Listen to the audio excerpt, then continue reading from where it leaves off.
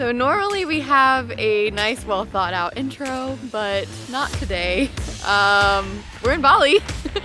This video might be a little bit weird. Maybe I can explain things better on a voiceover. For the last few weeks, we've been traveling around Australia with friends, living in vans, and let's just say we needed a bit of rest. We've been living in a van for a while. 3 years ago, we traveled to Bali and fell in love with the incredible waterfalls. Are your legs getting tired? No. No? Well, that's good. This is amazing! Rice terraces, the wildlife, and of course, the food. We have dreamed of making Bali our home base since we visited 3 years ago, but due to COVID, we haven't been able to visit since then. As many of you know, we have been traveling full-time for over a year now, and it's time for us to find a home base. Now that Bali is open to tourists, it was the perfect time for us to come back and finally see if this could be our new home. Only, things didn't quite go according to plan.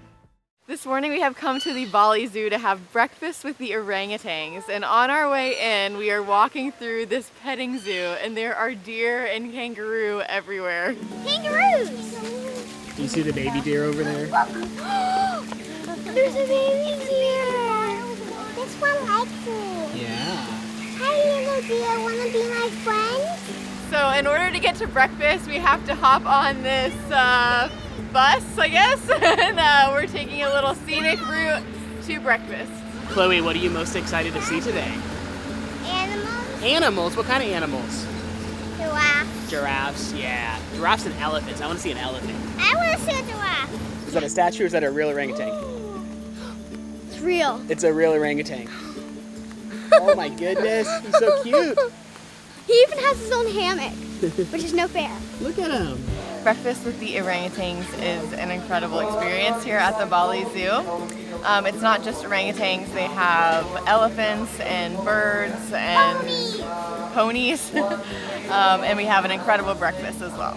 Chloe was a bit afraid of the elephant at first, but before long we could not keep her away. It was pretty special watching her spend time with her new friend. I think Chloe's gonna work at a zoo or something. Yeah, Chloe's definitely found her calling to work with animals. Like, she loves animals so much. Hey, buddy. I'm going to big snuggle. This is so cool. We get to hang out right next to the orangutan, and he's actually eating some dragon fruit right now. Chloe is really trying to feed him this, I don't know what it is, plant. But the dragon fruit is winning. Oh, there you go. We had so much fun playing with all of the animals, but the elephants were still our favorites. We even got to feed them. Whoa! That makes me nervous. Okay. Oh, sorry. Oh! That's too scary. Chloe, I'm gonna eat you. Chloe, put it in there. Put it in there. Put it in his mouth. Put it right in there. He's ready. Yep. Closer. Oh, okay. Just throw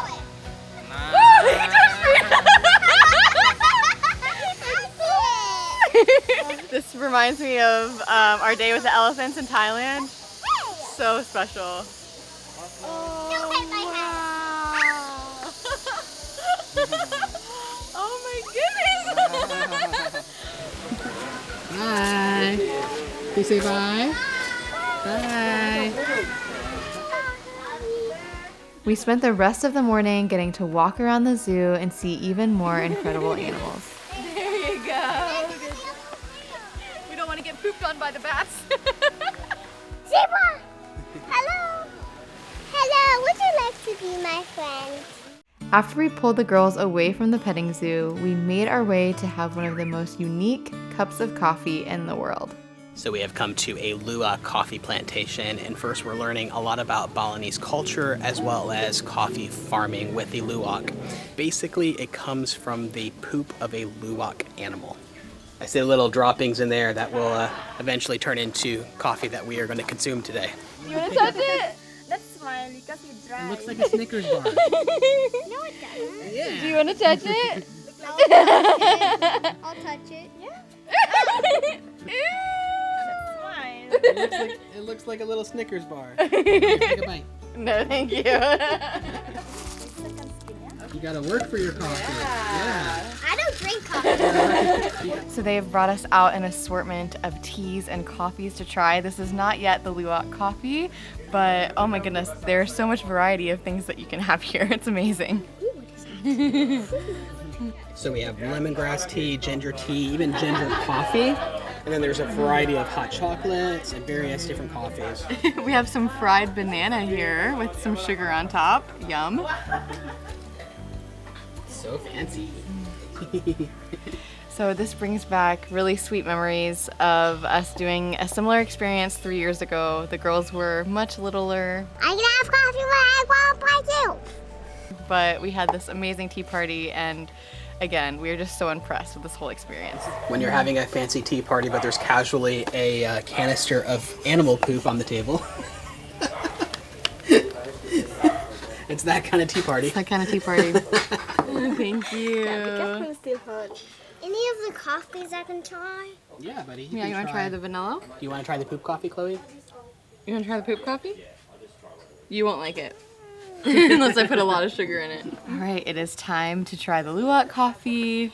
This has been processed through an animal's body, which is just the strangest thing. Thoroughly sanitized and roasted. So let's do this. So real quick, I just wanted to tell you about how I've been using Skillshare, who happens to be the sponsor of today's video. I joined Skillshare because it's an online community full of thousands of courses taught by industry experts, and it gives me a chance to learn something new. So the course that I've just finished up is called Mastering Productivity by Thomas Frank, which is a course that helps you manage your task, organize your physical and digital files, and get that email inbox under control, which is what I've been struggling most with. This course has really helped me hone in my personal and professional life and get things back on track. Skillshare also offers classes in photography and illustration, entrepreneurship, freelancing, and more, so you'll be able to find classes that will match your goals and interests. The first 1,000 people to use the link in the description or the code Voyagers will get a 1-month free trial of Skillshare. Now, back to the video. Ooh, that's very hot. Oh, it's good. I feel like the last time we did this, I didn't like coffee without that's sugar true. We as drink much. coffee very differently Yes. now, yeah. I had used a lot of milk and sugar in my coffee before. So I've been drinking coffee black more often now, so I can really appreciate how good this actually is. It's really good. I'm gonna love you till the end of time, because a love like ours is hard to find.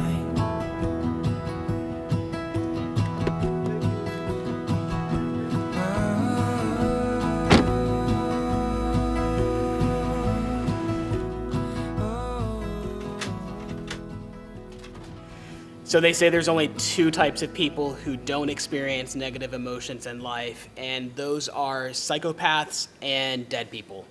And we can confirm we are neither. I guess what I'm trying to say is it's not been the greatest week. It's been a challenging couple of weeks, actually. As we go through life, we try to be as authentic as possible, but we do edit our videos, and a lot of times the worst moments get cut or not filmed at all because we don't want to pick up the camera. And there's been a lot going on behind the scenes that has made these last couple weeks pretty challenging for us. So 3 years ago, we came to Bali for the first time, and we spent 4 or 5 weeks here, I think, when the girls were 3 and 5 years old, and it was an incredible time. We made it all the way out to Kling King Beach in Nusa Penida. We climbed a volcano. We did all these incredible activities as a young family. I guess we're still a young family. I don't feel so young anymore. anymore. Claim that title. I'm like noticing a lot more gray hairs after this year. It's been a year. And we loved it. Like, we connected so quickly. The people here are incredible, and we loved our time. And for the last 3 years since leaving, we've talked frequently about moving to Bali and basing ourselves in Bali, and the kids going to school here, and then us exploring and traveling from our home base in Bali. And we've held on to that dream for the last 3 years. And then we arrived to Bali, something that we've been looking forward to for so long because it's been closed due to lockdowns until just very recently. And almost immediately after arriving, we realized that that dream that we had was not right anymore. We're different people, and we saw this area in a different way, and it's so hot. It's been 105 degrees every day since we've been You can here. maybe tell how humid it is with how crazy my hair is. And we do not handle the heat very well, and I just don't remember it last time that way, and the traffic has been so crazy.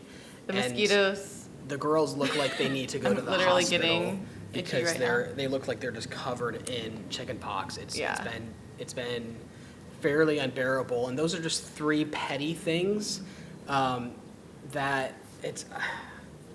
I guess the point is that we were so looking forward to, and we thought we had a home that we were headed to here, and it was kind of a gut punch realizing that, oh, this is not going to be home for us, and where is going to be home then?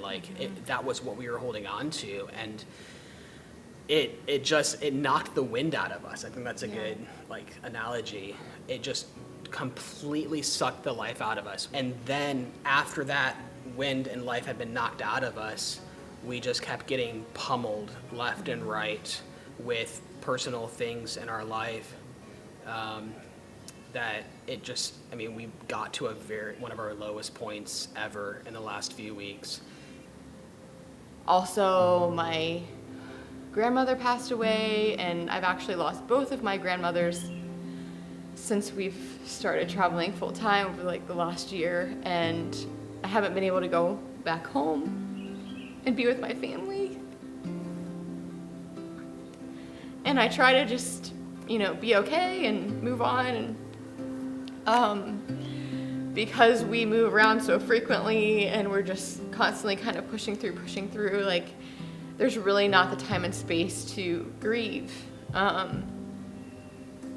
So that's been really challenging for me, while also kind of realizing what we thought was our plan moving forward and how to get us to a really good, healthy place is not going to work. And so we had to kind of start from the ground up again. And I think it has really good potential. The kind of things that we've been dreaming about and talking about over the last week or so has been really exciting. But we are way overdue for going home, I guess. And I think that's been one of the most challenging things for me is I just want to go home. We all have a desperate need to go home right now, but we don't have a home. We don't really fit anywhere, it feels like. And so that's just a bit challenging. And it gets a little overwhelming because I get into a place where I'm like, will we ever find that? Will we ever find a place that fits for us? Or have we just kind of ruined everything because we decided to shift everything so drastically? It changes you so quickly, and it's hard to go back. So it's really tempting to put on a smile and just push yourself and push yourself and push yourself, because we are so grateful that this is the life that we get to live, and it doesn't feel fair to struggle. I think that's it's hard because we want to be vulnerable, but we don't want to be complaining, but at the same time we've hit rock bottom. I don't know. So if you've made it this far, we love and appreciate you for supporting us, because this is not what we normally release, and we have an amazing plan. I'm proud that we've been able to come through these last few weeks on the other side and be able to talk about it this way, but come through with a plan. We're headed someplace incredible. We have the most incredible road trip honestly that we've done yet. We've had some incredible road trips, but I think this is going to be the top one. I'm so excited. If you've made it this far, thanks so much for supporting us. Although this has been a rough few weeks for us, we are now so excited for what the future holds. Next week we kick off an incredible road trip, and we hope you'll stick around for that. Thanks so much for watching, and we'll see you next week.